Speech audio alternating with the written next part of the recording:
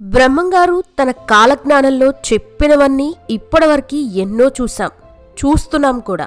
చెప్పాలంటే ఆయన కాలజ్ఞానంలో రాసిన ప్రతీదీ భయం పుట్టించే విధంగా ఉంటుంది. అయితే ఇప్పుడు వచ్చే 2025 నుంచి 26 మధ్య కూడా చాలా విపత్తులు రానున్నాయట. అడుగడుగునా కొన్ని ప్రళయాలు ఎదురవనున్నాయట. మరి నిజంగానే ఇప్పుడొచ్చే పరిస్థితులు అంత దారుణంగా ఉంటాయా? కోవిడ్ కంటే మరో ప్రాణాంతకమైన వ్యాధి రానుందా? ఆ 2 దేశాలు ప్రపంచ దేశాలకి చిచ్చు పెట్టనున్నాయా? ఈసారి నిప్పుల వాన ప్రళయం తప్పదా? బ్రహ్మగారు భవిష్యత్తు గురించి రాసిన తాళపత్ర గ్రంథాలు ఇప్పటికీ అక్కడే ఉన్నాయా?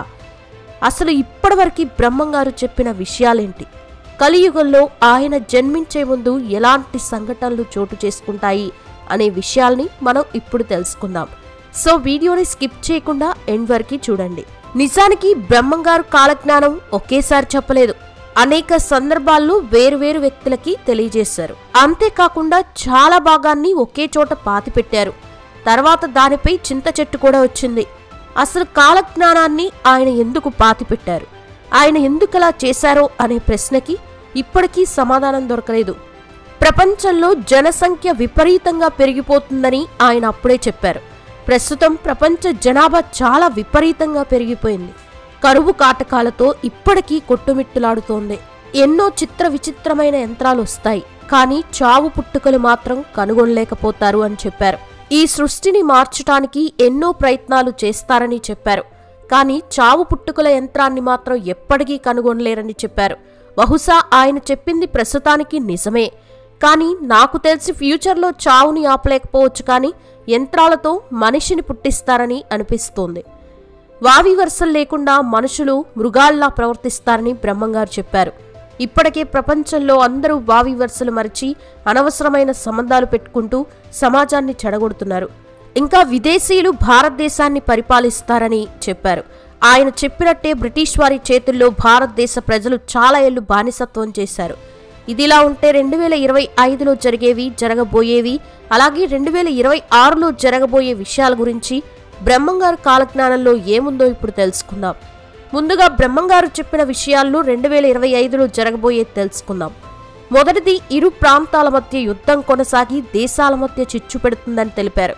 నిజానికి రష్యాలో ఉన్న ఉక్రెయిన్ నేడు దేశాల మధ్య పెద్ద చిచ్చుగా మారి ఇంకా కొనసాగుతూనే ఉంది. రెండోది, వేరువేరు ప్రయాణ చక్రాలు ఢీకొని భయంకరమైన ప్రమాదాలు సంభవిస్తాయని తెలిపారు. నిజానికి ఆంధ్ర సరిహద్దుల్లో జరిగిన ఇరు రైలు ప్రమాదాన్ని, ఇంకా దేశంలో ఇటీవలే జరుగుతున్న రైలు ప్రమాదాన్ని సూచిస్తోంది. మూడవది, ఆయన కాలజ్ఞానం బట్టి చూస్తే కోవిడ్ మహమ్మారి ఇంకా అవలేదు, మరో కొత్త వైరస్ పుట్టుకొస్తుందని తెలిపారు.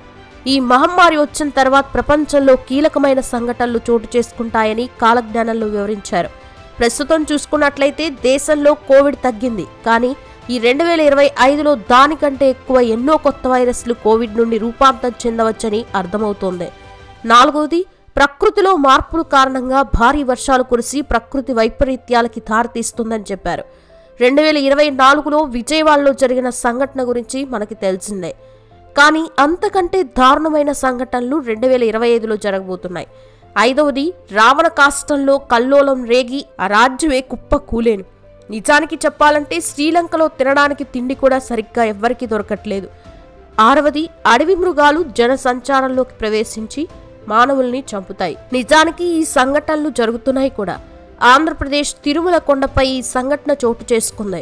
ఏడవది, మధ్య తూర్పులో ఉన్న దేశాలు ఆకలి మరియు స్థల ఆక్రమణ కోసం యుద్ధాలు చేసి వేలాది మంది పసి ప్రాణాలు అన్యాయంగా మరణిస్తారని తెలిపారు. రీసెంట్ గా ఇరాన్ మరియు పాలస్తీనా మధ్య యుద్ధం అక్కడున్న పెద్దల నుండి పిల్లల వరకు ఎంతో మందిని పొట్టనబెట్టుకుంది.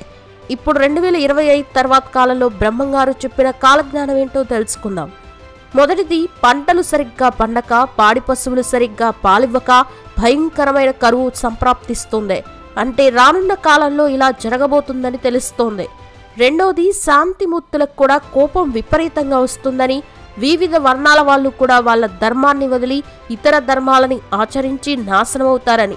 3500 ఏళ్ల తర్వాత కాశీలో గంగ కనిపించకుండా పోతోంది. ప్రస్తుతం ఉన్న పరిస్థితులు చూస్తుంటే రోజు ఫ్యాక్టరీస్ నుండి వదిలే టాక్సిక్ వేస్ట్ వల్ల బాగా పొల్యూట్ అవుతుంది. బహుశా బ్రహ్మంగారు చెప్పినట్టు ఇది కొన్ని వందల ఏళ్లలో జరగచ్చు. నాలుగవది, ప్రపంచంలో పాపుల సంఖ్య పెరిగి పుణ్యాత్ముల సంఖ్య తగ్గిపోతుంది.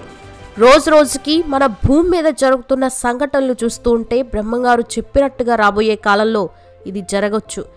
5వది, కోమటి కులంలో 25 గోత్రాల వాళ్ళు మాత్రమే మిగిలి ఉంటారు. ఉత్తర దేశంలో ఉత్తర భిరి కోమటి మహాత్ముడు నిలుస్తాడు. ఆ కోమటిని ప్రపంచమంతా కీర్తిస్తారు. 6వది, పట్టపగల ఆకాశం నుండి పిడుగులు వానపడి నిప్పులు వాన కురుస్తోంది. అందులో కొందరు మరణిస్తారు. 7వది, బ్రహ్మంగారు రాబోయే ముందు ఒక విచిత్రం జరుగుతోంది. దానిని గుర్తించిన వారిని నేను రక్షిస్తానని బ్రహ్మంగారు చెప్పారు. 4 నిలువుల ఎత్తైన ఆజానబాహుడు నేనే బ్రహ్మంగారు గారినని చెప్తాడు. నిజమైన భక్తులు ఆ మాట నమ్మరు, మూర్ఖులు మాత్రం నమ్ముతారు. 8వది, భయంకరమైన తుఫాన్లు, వరదల వల్ల పశ్చిమ బెంగాల్, బంగ్లాదేశ్లో కోట్ల మంది దుర్మరణం. భూకంపం వల్ల కోల్కతా నగరం దెబ్బతింటుందని తెలిపారు. ఒకవేళ రానున్న రోజుల్లో ఇలా జరగచ్చు అనుకుంటా. ఇప్పుడు మనం బ్రహ్మంగారు తెలిపిన పర్టికులర్ డేట్స్లో ఫ్యూచర్లో జరగబోయే ఖచ్చితమైన విషయాల గురించి తెలుసుకుందాం.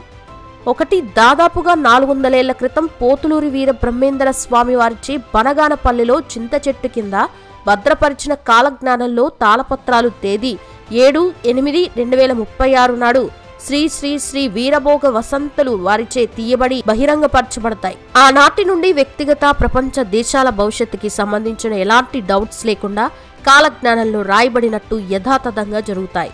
ప్రపంచవ్యాప్తంగా 2 మతాల మధ్య యుద్ధం వలన 2030 నుండి 2040 వరకు కోట్లాది మంది హతమవుతారు. 2/6/2040లో 40 రోజుల పాటు కాశీ గంగా నదిలో నీరుండదు. 3వది, తేదీ 15-16 ఫిబ్రవరి 2041లో ఒక్కసారిగా 7 కోట్ల మంది దుర్మరణం పాలవుతారు.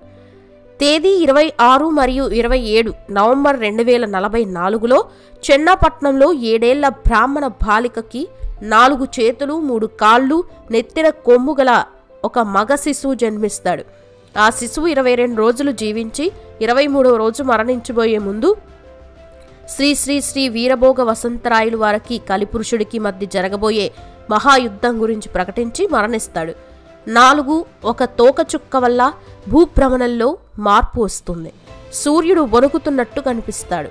తేదీ 2/8/2027 నాడు సూర్యునిలో సూర్యనారాయణుడు వారు దర్శనమిస్తారు. ఇంకో సందర్భంలో సూర్యుడిలో విష్ణుమూర్తి దర్శనమిస్తాడు. చూసారుగా ఫ్రెండ్స్, మరి ఎలా ఉంది బ్రహ్మంగారి కాలజ్ఞానం? దీని గురించి మీరేమనుకుంటున్నారో కామెంట్ సెక్షన్లో కామెంట్ చేయండి. వీడియో నచ్చితే లైక్ చేయండి, షేర్ చేయండి, ఛానల్ని సబ్స్క్రైబ్ చేసుకోండి. Thanks for watching.